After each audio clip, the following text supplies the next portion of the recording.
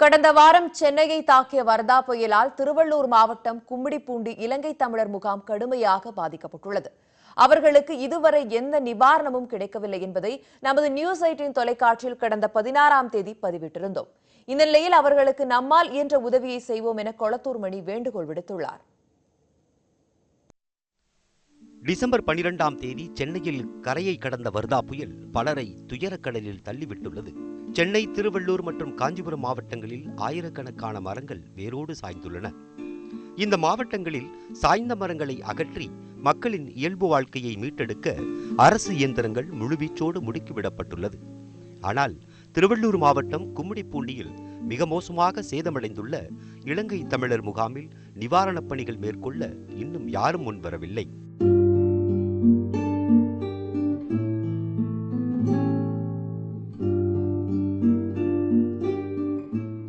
சுமார் 1200 குடும்பங்கள் இங்கு வசித்து வருகின்றனர். ஏற்கனவே அடிப்படை வசதிகள் இல்லாமல் இவர்கள் அல்லல் பட்டுக் கொண்டிருக்கும் நிலையில் வர்தா புயல் இந்த முகாமை புரட்டி போட்டுள்ளது.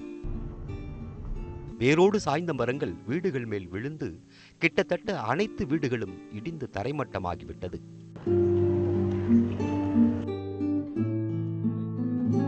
இதனால் மின்சாரம் துண்டிக்கப்பட்டு இருளில் மூழ்கி கிடக்கிறது முகாம்.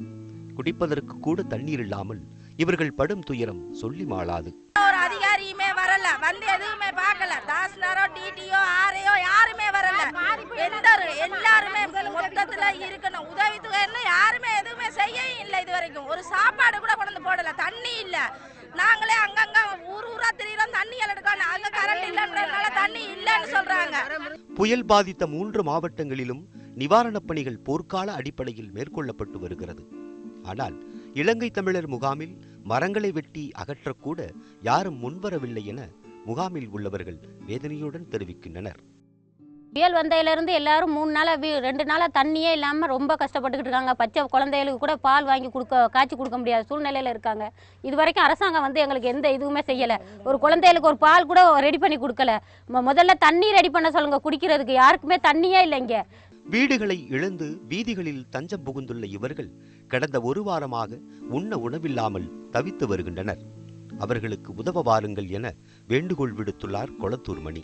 எனவே மனிதாபிமானம் உள்ள தமிழர்கள், மனிதாபிமானம் உள்ள மனிதர்கள் அவர்களுக்கான உணவுக்கும் அவர்களுடைய வீடுகளை மீண்டும் கட்டி அமைப்பதற்கும் உதவ வேண்டும் என்று வேண்டுகோள் வைப்பதோடு அரசு நிர்வாகமும் இதில் அக்கறை காட்ட வேண்டும் என்று நாங்கள் அன்போடு கேட்டுக்கொள்கிறோம். உதவி செய்ய விரும்புவோர் தொடர்பு கொள்ள 9444011124 மற்றும் 9444431124 ஆகிய செல்போன் எண்களையும், உதவி அனுப்ப விரும்புவோர் KK நகர் கிளை பேங்க் ஆஃப் இந்தியாவின் கீழ்கண்ட வங்கி கணக்கு எண்ணிலும் அனுப்பலாம் என கொளத்தூர் மணி அறிவித்திருக்கிறார்.